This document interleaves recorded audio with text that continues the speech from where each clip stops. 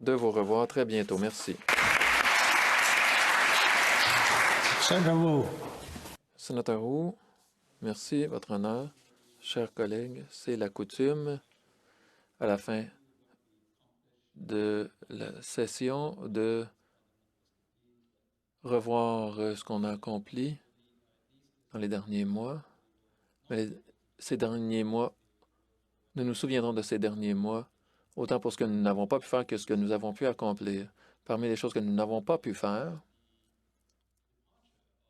il y a eu le départ de certains de nos collègues qui ont pris leur retraite pendant la suspension, ou ils prendront leur retraite pendant l'été. Et nous n'aurons pas l'occasion de leur dire au revoir correctement. Je parle des sénateurs Mitchell, McInnes, et dans quelques mois, la sénatrice Dick. Ça s'applique aussi aux membres du personnel, de l'administration du Sénat, les pages et d'autres qui travaillent dans la grande famille du Sénat et qui, pour une raison ou une autre, penseront à autre chose et nous n'aurons pas eu l'occasion de leur dire au revoir convenablement en cette chambre. Alors, si je peux profiter de l'occasion pour mentionner une personne en particulier, un employé du groupe des sénateurs indépendants, Megan Lee, ça sera sa dernière journée. Elle va passer à autre chose. Maintenant, au cours des 7 derniers mois, nous avons pu créer des comités. Certains avaient déjà été créés, mais la plupart des comités n'ont pas été créés, n'ont pas pu faire les études habituelles. Nous n'avons pas pu participer aux associations interparlementaires. Beaucoup d'entre nous n'ont pas pu défendre les causes qui nous passionnent et nous n'avons pas pu tenir des séances habituelles en cette chambre. Et ça, on le ressent particulièrement. Ce sont surtout nos collègues qui n'ont pas pu venir pour les séances d'urgence, qui le ressentent particulièrement depuis la mi-mars et au cours des 2 dernières semaines. Je sais qu'ils portent attention à ce qui s'est déroulé en chambre et ça a été très frustrant pour eux de nous voir de loin, mais de ne pas pouvoir être au cœur de l'action. Mais les sénateurs en font plus que ce que l'on voit dans ce rôle officiel, que les sénateurs, qu'ils soient ici ou ailleurs, travaillent fort dans leur communauté, à l'extérieur de la Chambre, à l'extérieur des comités. Un certain nombre de sénateurs ont créé des groupes de discussion et d'échange sur des enjeux importants pour le pays, surtout dans le contexte de la COVID. Ils correspondent plus ou moins au travail des comités, mais sans usurper ce rôle. Par exemple, les sénateurs qui ont parlé de revenus de base, d'affaires étrangères. Je pense aux sénateurs qui ont parlé d'énergie, de l'environnement, les arts de la culture, les questions autochtones et bien sûr le racisme anti-noir. Le Sénat ne s'est peut-être pas réuni, mais les sénateurs ont travaillé. Quand même, l'expérience des derniers mois nous a démontré une faiblesse dans la conception de notre institution, et c'est que nous n'avons pas de plan de continuité des affaires. Nous avons déjà discuté de l'utilisation de technologies de vidéoconférence. Différents sénateurs ont différents points de vue, mais pour moi, je trouve assez extraordinaire qu'une institution aussi importante pour notre pays n'a pas la capacité de se réunir à l'extérieur de cette chambre et n'a pas adopté les technologies que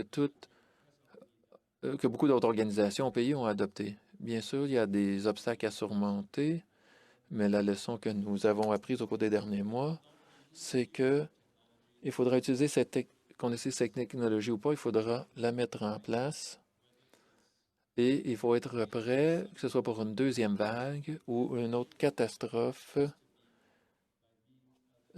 qui nous empêche de nous réunir physiquement à Ottawa.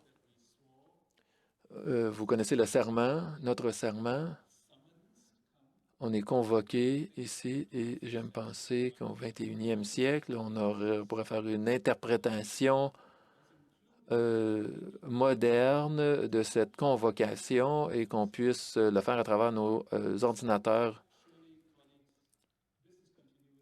Alors, pour continuité des affaires, des activités et les réunions à distance à faire partir du programme de modernisation, c'est quelque chose qui est en branle depuis plusieurs années.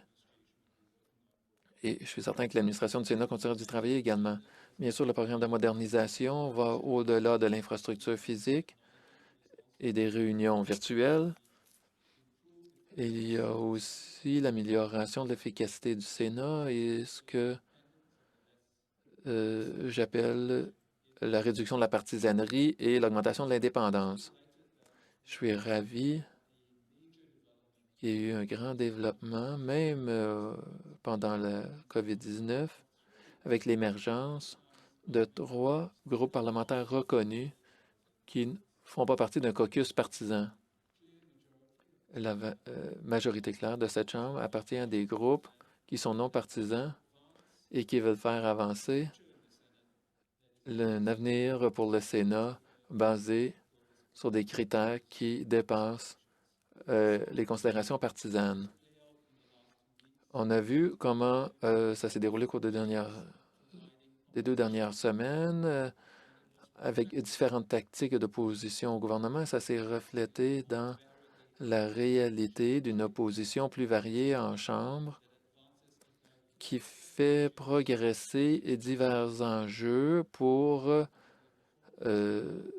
poser des questions au gouvernement. Il y a eu un comité plénier sur les subsides et un autre sur le racisme systémique et je suis très fier de mes collègues au GSI qui ont joué un rôle de leadership sur ces dossiers.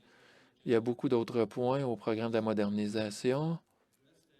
Je n'ai pas le temps, ce n'est pas le moment d'en parler, mais je suis ravi qu'on ait pu progresser sur certains points et je vais mentionner le comité de vérification et de surveillance et qui sera créé grâce aux efforts de sénateurs de tous les groupes. Maintenant, je veux remercier les collègues, les amis qui ont permis à ces 7 derniers mois d'être une réussite. Je vais commencer mes collègues du GSI qui m'ont appuyé malgré une période difficile. Je veux remercier particulièrement l'équipe du leadership, la sénatrice Saint-Germain, la sénatrice Omidvar, la sénatrice Duncan, mais tous les membres du GSI ont été une source de force pour moi et l'équipe de leadership. Et le secrétariat qui a continué de nous appuyer dans notre travail. Je veux remercier l'administration du Sénat et tous les employés du Sénat, le personnel de sécurité, le personnel d'entretien, l'huissier du bâton noir et tous les autres qui rendent notre travail possible. Merci aux pages qui sont ici en personne, mais je veux que tous les pages sachent que nous apprécions leur travail et pour ceux qui s'en vont, on leur souhaite tout ce qu'il y a de bon. Je remercie aussi les autres leaders. Je vous remercie de ce que vous avez dit à mon sujet. C'est un plaisir de travailler avec vous. C'est pas toujours facile, mais on semble toujours trouver une façon d'avancer et de prendre en considération les intérêts généraux du pays, du Sénat.